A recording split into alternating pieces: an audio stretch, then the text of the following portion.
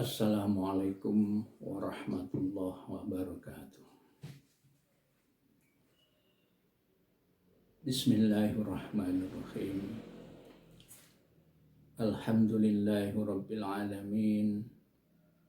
Wa bihi nasta'inu ala umuri dunya waddin. Wassalatu wassalamu ala ashrafil anbiya'i wal mursalin sayyidina wa habibina wa syafi'ina wa qurrati a'yunina sayyidina Muhammadin wa ala alihi wa sahbihi ajma'in. Amma ba'd. Kaum muslimin yang senantiasa dimuliakan Allah Subhanahu wa taala. Alhamdulillah wa syukrulillah. Pada hari ini, saat ini, patut kiranya kita mengaturkan rasa syukur kehadirat Allah Subhanahu wa taala dengan kalimat alhamdulillahirabbil alamin, karena Allah sudah memberikan berbagai macam kenikmatan kepada kita semua, terutama nikmat iman, terutama kenikmatan Islam, kesehatan badan, sehingga hari ini kita masih diberikan umur yang panjang di dalam rangka taat dan ibadah kepada Allah Subhanahu wa taala. Kedua kalinya sholawat serta salam mudah-mudahan tetap terhaturkan kepada junjungan kita Nabi Muhammad sallallahu alaihi wasallam dengan kalimat Allahumma sholli ala Sayyidina Muhammad wa ala ali Sayyidina Muhammad. Mudah-mudahan kita semua termasuk umat-umat yang dicintai oleh baginda Rasul, dan juga termasuk umat-umat yang nanti berhak untuk mendapatkan syafaat dari baginda Rasulullah Muhammad sallallahu alaihi wasallam. Kaum muslimin muslimat yang berbahagia, insya Allah nanti sore kita akan memasuki bulan suci Ramadan. Nanti malam kita akan melaksanakan sholat sunnah khusus yang hanya bisa kita kerjakan di bulan suci Ramadan, yaitu sholat tarawih. Dan besok kita mendapatkan kewajiban untuk menunaikan ibadah puasa di bulan suci Ramadan. Berkaitan dengan amal ibadah ini, ma'asyiral muslimin rahimakumullah, ibadah puasa itu dibedakan menjadi 3 macam. Orang-orang yang berpuasa di bulan Ramadan itu bisa dikelompokkan menjadi 3 bagian. Yang pertama adalah kelompok orang-orang yang berpuasa, termasuk di dalam kelompok puasanya orang awam. Yang kedua adalah puasa khas. Yang ketiga adalah puasa khawasil khawas. Yang pertama, puasa awam. Ini adalah puasanya orang-orang yang secara umum, puasanya orang-orang yang, mohon maaf, orang-orang yang bodoh, puasanya orang-orang yang tidak memiliki ilmu. Bagaimana pelaksanaan orang-orang yang berpuasa masuk dalam golongan puasa awam ini? Ya tentu orang-orang yang berpuasa ini hanya sekedar untuk tidak makan dan untuk tidak minum. Hanya itu aja. Akan tapi bagian dari sekucur tubuh ini masih belum bisa ikut berpuasa. Hanya sekedar tidak makan, tidak minum, mulai dari terbitnya fajar atau subuh sampai nanti maghrib. Ini kebanyakan orang-orang yang berpuasa saat ini masuk di dalam kelompok puasa awam. Tingkatan yang kedua, orang-orang yang berpuasa itu dikategorikan termasuk dalam kelompok puasa khas, puasa khusus. Siapa orang yang berpuasa termasuk dalam golongan orang-orang yang berpuasa khas ini? Adalah orang-orang yang manakala berpuasa itu memiliki ilmu. Orang yang berpuasa dalam kelompok khas ini adalah ciri-cirinya, tanda-tandanya. Pasti yang pertama adalah tidak makan dan tidak minum mulai dari subuh sampai dengan maghrib. Akan tetapi ditambah berbeda dengan puasanya orang-orang yang awam tadi. Orang yang khas di samping tidak makan dan tidak minum, maka sekucur bagian dari tubuhnya ikut berpuasa. Ini yang membedakan dengan puasa tingkatan yang pertama. Mata yang dimiliki dan bagian dari tubuh kita, kalau kita berpuasa di tingkatan yang kedua yang khas, maka mata kita juga kita ajak untuk berpuasa. Caranya bagaimana? Ya kita gunakan mata yang diberikan oleh Allah yang merupakan kenikmatan ini untuk membaca Al-Quran, untuk melihat sesuatu yang baik, bukan untuk melihat sesuatu yang bernilai maksiat. Kita diberi telinga oleh Allah Subhanahu wa Ta'ala manakala kita ingin masuk golongan puasanya orang-orang yang khas, maka telinga kita harus kita upayakan ikut diajak untuk berpuasa. Bagaimana caranya? Tentu telinga kita jangan sampai kita gunakan untuk mendengar sesuatu yang kurang bagus. Mendengar orang-orang yang sedang memfitnah, menggunjing sesama. Akan tetapi kita gunakan telinga kita untuk mendengarkan ayat-ayat Allah. Kita gunakan telinga kita untuk hadir di masjid, di majelis-majelis taklim untuk mendengarkan ilmu-ilmunya Allah.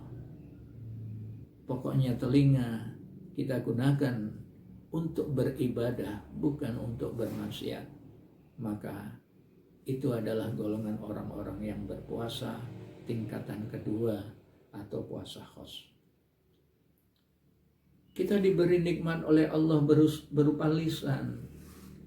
Maka kalau kita ingin puasa kita masuk dalam kategori yang kedua, puasa khas, maka lisan kita ini tentu harus kita gunakan untuk sesuatu yang baik, untuk sesuatu yang bernilai ibadah. Jangan sampai kita gunakan lisan kita ini untuk mencela orang. Jangan sampai lisan kita ini kita gunakan untuk mencaci maki orang. Jangan sampai kita gunakan lisan ini untuk menggunjing orang lain. Jangan sampai lisan ini kita gunakan untuk mengumbar, menyebar kejelekan-kejelekan saudara-saudara kita. Tapi mari kita gunakan lisan kita ini untuk membaca kalam-kalam Allah. Kita gunakan lisan kita ini untuk membaca Al-Quranul Karim. Kita gunakan lisan ini untuk membaca ilmu-ilmunya Allah di dalam berbagai macam kitab dan sebagainya. Andai ini kita lakukan, kita termasuk orang yang sudah mengajak lisan kita berpuasa, sehingga puasa kita masuk dalam kategori yang kedua, yaitu puasa khas. Ma'asyiral muslimin yang dirahmati Allah, tangan. Allah menciptakan dan memberikan tangan untuk kita. Maka kalau kita ingin puasa kita itu masuk di dalam puasa yang khas, maka tangan kita harus kita gunakan untuk sesuatu yang baik. Jangan kita gunakan tangan kita itu untuk menyakiti orang lain. Jangan kita gunakan tangan-tangan kita itu untuk memegang atau mengambil hak milik orang lain. Mari kita gunakan tangan ini untuk hal-hal yang baik. Mengambil Al-Quran, membawa kitab-kitabnya Allah, bersedekah kepada orang lain. Itu termasuk puasa ini tingkatan yang kedua atau khos. Kaki, kita diberikan kenikmatan berupa kaki yang bisa kita gunakan kemana-mana. Maka andai kita kepingin puasa kita itu masuk di dalam kategori puasa khos, maka kaki kita harus kita gunakan untuk melangkah ke majelis-majelis ta'lim. Kita gunakan kaki kita ini untuk melangkah ke masjid beribadah, sholat. Kita gunakan kaki kita melangkah ke musola ataupun melangkah ke tempat-tempat yang bagus. Jangan kita gunakan kaki kita melangkah ke tempat-tempat maksiat. Jangan kita gunakan kaki kita untuk menuju pada hal-hal yang kurang bagus. Mari, kalau kita ingin tingkatan puasa kita itu masuk kategori yang kedua, puasa khos, kita tidak makan, kita cegah untuk tidak minum, tapi kita berusaha, berupaya sebisa mungkin untuk membawa dan mengajak semua bagian tubuh kita untuk berpuasa. Andaikan sulit untuk itu, ada hadis Nabi baginda Rasulullah Muhammad sallallahu alaihi wasallam, daripada mata kita itu melihat hal-hal yang kurang bagus, maka lebih baik kita gunakan untuk tidur. Naumu saumu ibadah. Poso, orang yang ini tidurnya orang yang berpuasa itu termasuk dalam ibadah. Tapi jangan tidur terus. Gak manfaat hidup kita. Kurang nilai ibadah kita di bulan suci Ramadan ini. Duh, katanya tidur ibadah, iya benar. Tapi kalau tidur terus mulai pagi setelah sholat subuh tidur sampai duhur. Masuk waktu duhur bangun untuk menunaikan sholat duhur. Setelah sholat duhur kembali tidur sampai waktu asar masuk. Bangun kemudian sholat asar. Setelah sholat asar tidur lagi sampai maghrib. Maghrib bangun untuk berbuka. Ya Allah, eman sekali waktu yang banyak kita gunakan untuk tidur. Mari kita diberikan kesempatan hidup di bulan suci Ramadan ini, kita manfaat kebentul untuk beribadah sebanyak-banyaknya pada Allah. Kaum muslimin, tingkatan yang ketiga dari puasa itu adalah puasa khawasil khawas. Puasanya orang-orang yang khususnya khusus. Ini kita orang kebanyakan seperti kita nggak bisa sampai pada kategori ini sulit sekali ya, susah. Ini adalah golongan tingkatan puasanya para nabi, para rasul, anbiya wal mursalin, syuhada as-sholihin, para wali-waliannya Allah. Kalau kita kebanyakan kita ini nggak bisa ini. Karena itu paling tidak kita berusaha untuk bisa mengkategorikan puasa kita itu pada tingkatan yang kedua. Jangan yang pertama. Kalau yang pertama ya mudah sekali tetapi tidak ada nilainya. Tidak ada nilainya. Tingkatan yang kedua itu ya, mari kita berupaya untuk bisa itu dengan jaga tidak makan, tidak minum dan semua bagian dari tubuh kita ini untuk diajak beribadah puasa pada Allah.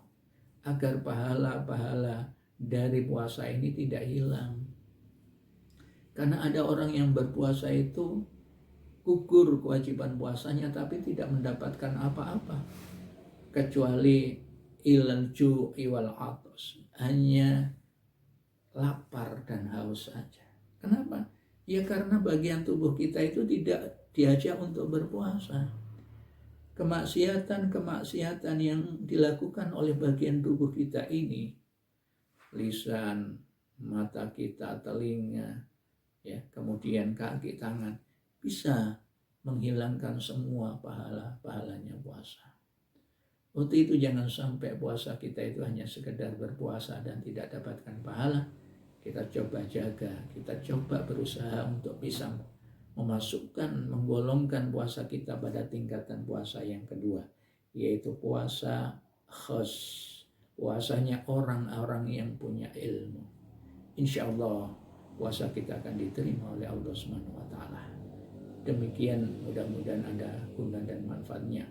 Allahumma taqabbal minna sholatana wa siyamana wa qiyamana wa ruku'ana wa sujudana wa tasbihana wa tahlilana wa tadarru'ana. Rabbana atina fid dunya hasanah wa fil akhirati hasanah wa qina adzabannar. Wa sallallahu ala sayyidina Muhammadin wa ala alihi wa sahbihi wasallam walhamdulillahi rabbil alamin. Wassalamualaikum warahmatullahi wabarakatuh.